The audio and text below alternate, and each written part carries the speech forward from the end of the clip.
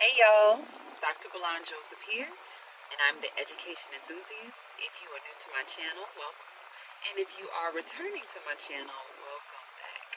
I do not take it lightly that you are taking the time to click on my video and to hear what I have to say when there are millions of other videos that you could be clicking on and watching. So, thank you. My channel is all about education. And education is not just academics. Sometimes education is life. Sometimes education, um, yeah, leave it there, period. Sometimes education is life. So I am a lifelong learner.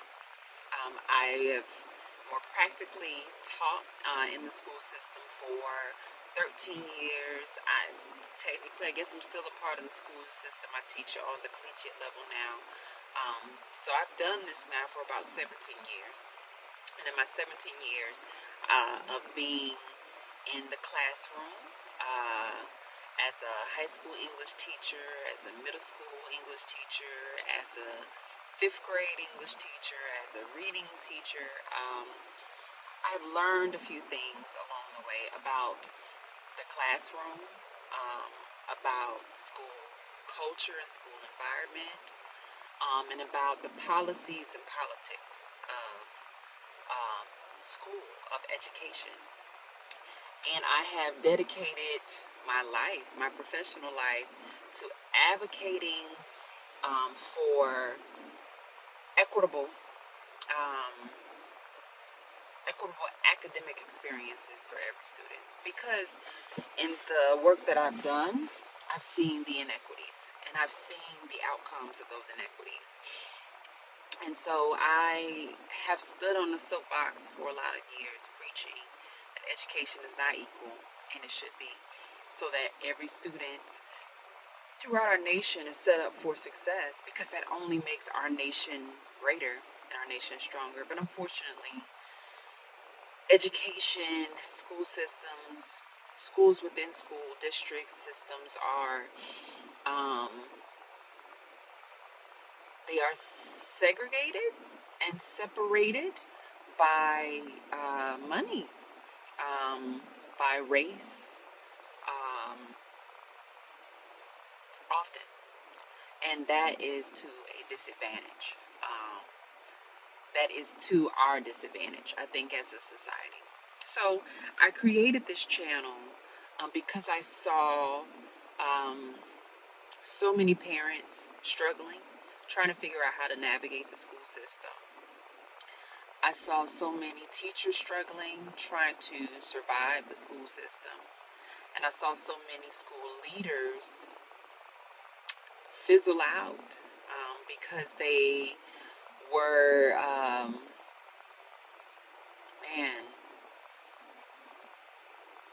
they were too separated from the actual day-to-day work happenings within the school, within the classroom. And so I've had the privilege of being able to not only teach, but coach and to train educators, to train leaders, especially in the work that I do now in the philanthropic space. And so I want to share that. And I'm probably going to share my little spiel like this for the next few videos. I think it's important as I'm trying to introduce myself as a credible resource when it comes to ensuring that every child has access to a quality education, period. So, it's back to school time. I'm looking in my timeline, or on my timeline on Facebook, and I'm seeing all of the cute and cool pictures of my friends and their babies or grandbabies headed back to school, whether school is preschool, whether school is college, and everything in between.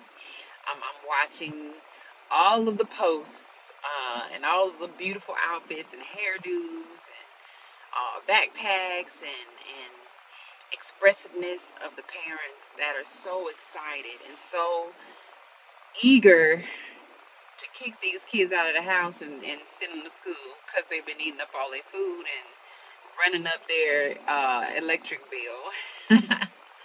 But also genuinely excited about what a new school year can bring or should bring for their children.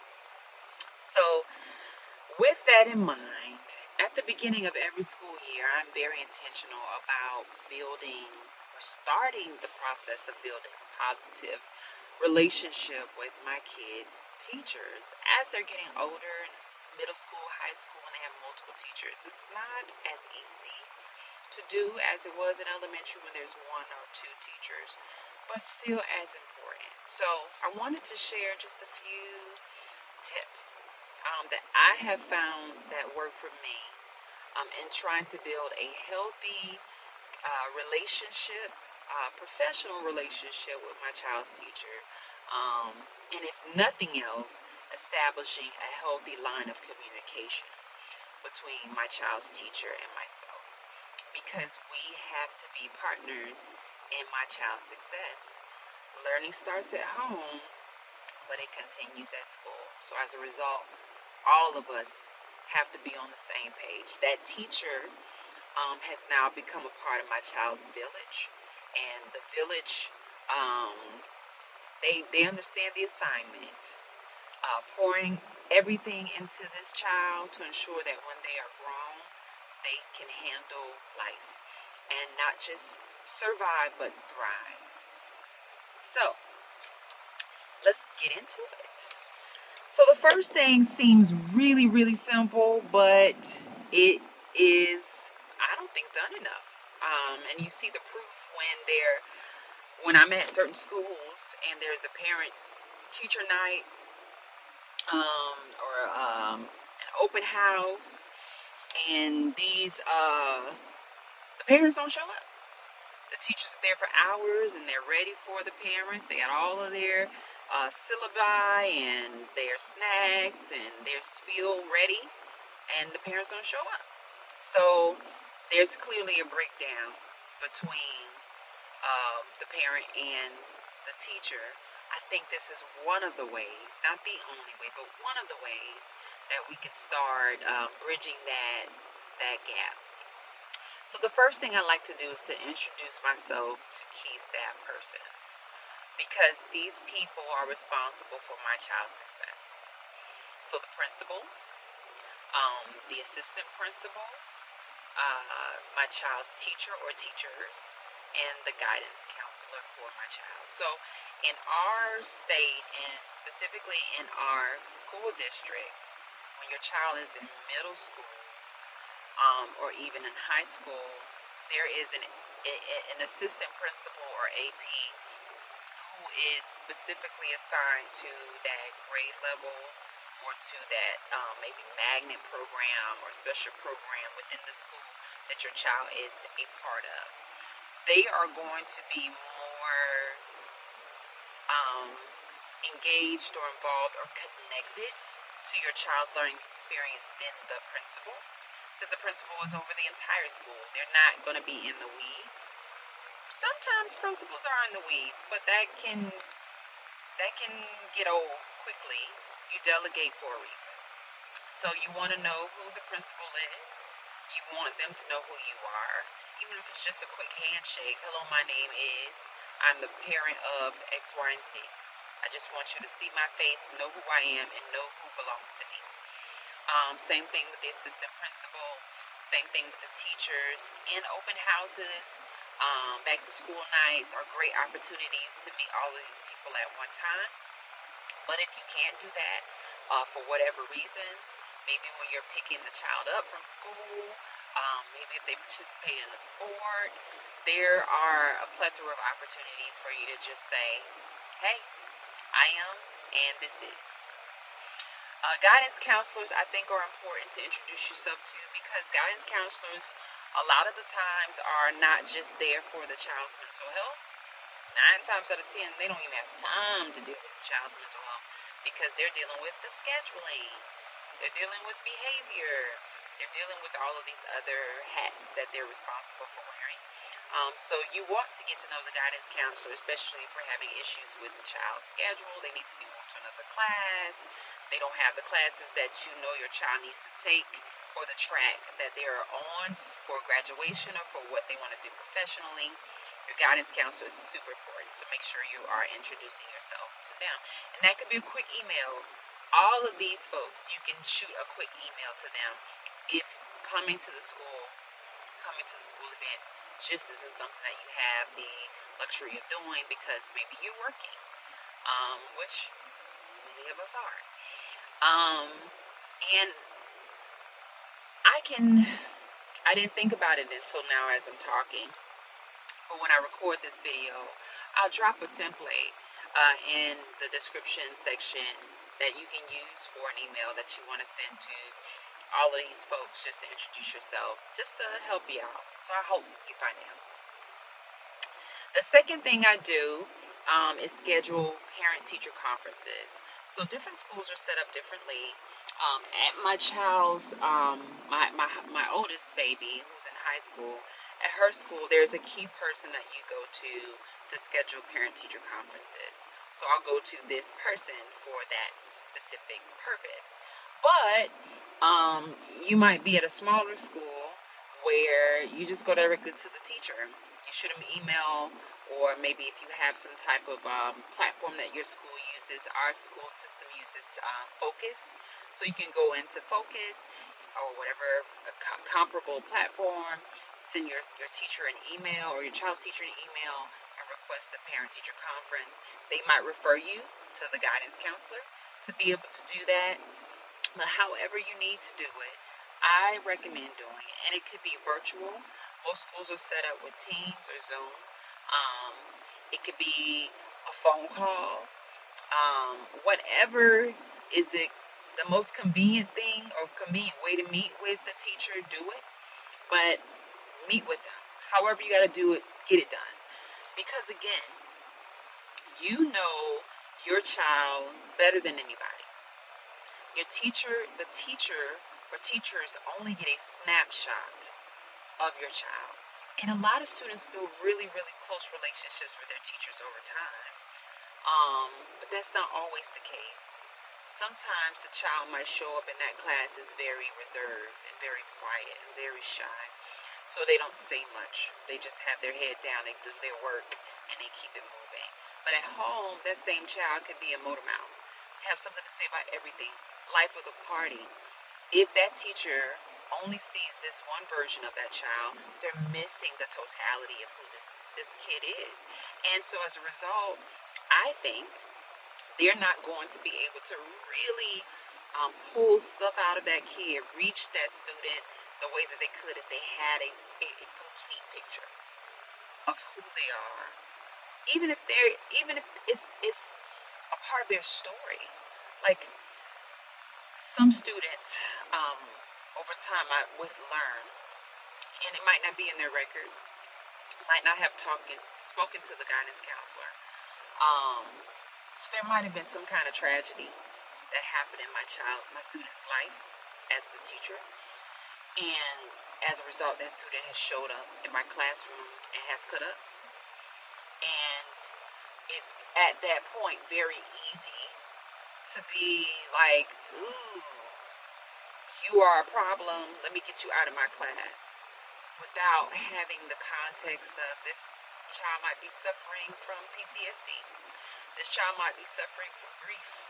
This child might be suffering from X, Y, and Z. And if I don't have that information, and there might be a bunch of reasons why I might not have that information. You want to make sure students' personal information is protected.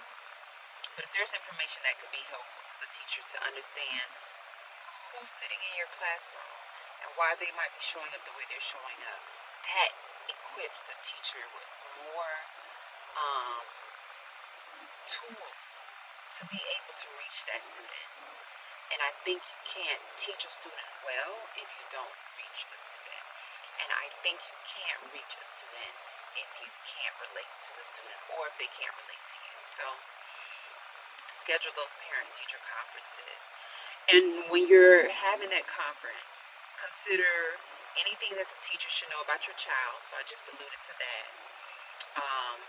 Use this as a dual opportunity to start that relationship or just that clear line of communication with the teacher. Share your baby's strengths. Yes, they might be struggling in reading or math, but they're really good at something else. Show them, share with them so they get a complete picture of the child that is showing up in their classroom. Share your concerns. And then ask for tips, strategies, tools so that what's happening in their class, if your child has an area where they need some support, you can be working on something similar at home so that they're, again, getting that continuum of learning, that continuum of care from home to school and from school to home. All of those things can begin to be established in your first parent-teacher conference. And then finally, avail yourself as a resource to the teacher. I can't tell you how helpful as a teacher it was for me to have a good cell phone number that worked for my students. A lot of times the records in our school system platform were outdated. So I have an issue with Johnny, or I had a wonderful day with Johnny and I want to brag about him to his parent or guardian, but the number or the email in our system is incorrect. I can't contact them. I don't have any access to them, and I think that isn't a good thing. So make sure they have good phone numbers for you, good emails for you. Even tell them when is a good time to reach you. If phone calls are bad and texts are better, tell them that. If you prefer emails, tell them that, so that that teacher has real access to you because you're working in partnership with that teacher to ensure that their child is successful. So yes, avail yourself as a resource to the teacher. We in this together. I'm here for you. You are teaching my child something valuable that they need to graduate, that they need to matriculate to the next grade level. So let me make sure that I'm doing everything that I can do on my end to ensure that my child, when they're in your classroom, they're doing what they're supposed to do. And when they're not, you let me know. Or when there's an issue, or you start to see a red flag, even in their performance, whether they're turning in assignments or not turning in assignments, whether they're plagiarizing, whether they're having issues with other students in the classroom. Maybe there are things that the teacher notices that you have no idea about because you don't see the child during the school day like they do. Having that line of that respectful line of communication just, again, strengthens the village that your child needs to be successful. Raising kids is hard work. It's hard work. There is no blueprint to tell you how to do this thing right. But I believe that if we're doing it together, we have trusted individuals that are all pouring in that good stuff into that child, that they have a shot to grow up to be a successful adult, a well-adjusted adult, right? Okay, and then after the parent-teacher conference, as the year is progressing, make sure you're just checking in. If you want the teacher to give you a regular report of what's going on with your child, you have the right to ask for that. That could be filling out some information in an agenda that they send home and you sign. That could be shooting them an email through the school platform where you can email the teacher directly. That could be quarterly or maybe the halfway mark between a term. And for us in our school district, it's 9 weeks. For somebody else, it might be 6. So maybe every 3 or 4 weeks, you're checking in. Hey, how's my child doing? I'm looking at their grades. I'm noticing X, Y, and Z. I just want to confirm with you, what do we need to do to make sure that my child is good? at the end of the 9 weeks and not having to try to play catch up so that those grades are right when they get their report card. You keep that line of communication going. They see that you care.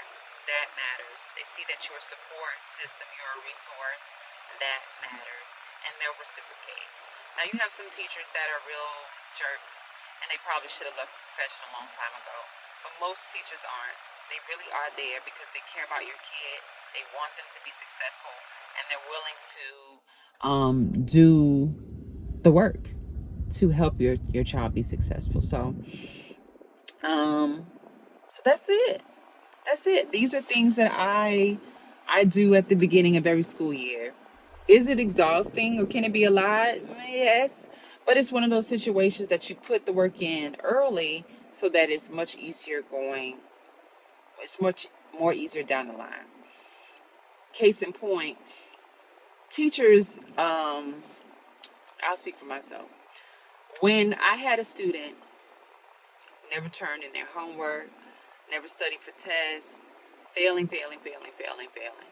right? This goes on for a whole term, sometimes a whole semester. And then they get their report card, and the report card is janky. And then the parent is all upset at the child and probably at the teacher too. But why didn't you tell me that my child was, well, I have 25, 30 students in this class, but I have 120 students in total.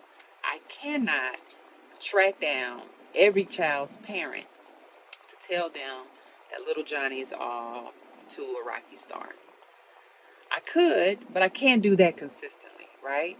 So if the line of communications had been going the entire time, we would have caught that little Johnny was struggling, and we could have worked together. The onus wouldn't be just on the teacher. It wouldn't just be on the parent. It wouldn't just be on the student. It would be on all of us to try to get him where he needs to be. When you're dealing with middle school, 9th grade, these kids are super duper immature. And a lot of the times, the social aspect of school is the most important thing. So they are more concerned with their buddies than they are doing this work, especially if they're struggling in that class. So you want to teach the child, the student, to take responsibility for their learning. But you also don't want them to just be set out there to dry. You want to provide real scaffolding, real support, so that when you do let them out there, let them go. It's college time, you on your own, or you're junior or senior, you got this. They really do have it. They really do have it. And it takes all of us. So I hope you found this video useful. It was a little longer than I anticipated. However, I think the information is relevant, or it's been helpful to me. I hope that you find it helpful to you. And again, I'll put that resource in the description box or section. I'm still new to YouTube, y'all. But I'll put it in the description section for you if you want to use it to be able to email those people that are intimately connected to your child's academic success. So thank y'all so much for your time. If you haven't already, if you liked what I shared, please hit the like button. If you didn't, then you don't have to hit the like button. If you want more resources or tips or tools as a parent, as an educator, as a school leader, subscribe. Hit the subscribe button and then hit that notification button so that you are notified every time I upload a video. Thank you for taking the time to hang with me today. God bless you all, and I will talk to you next time.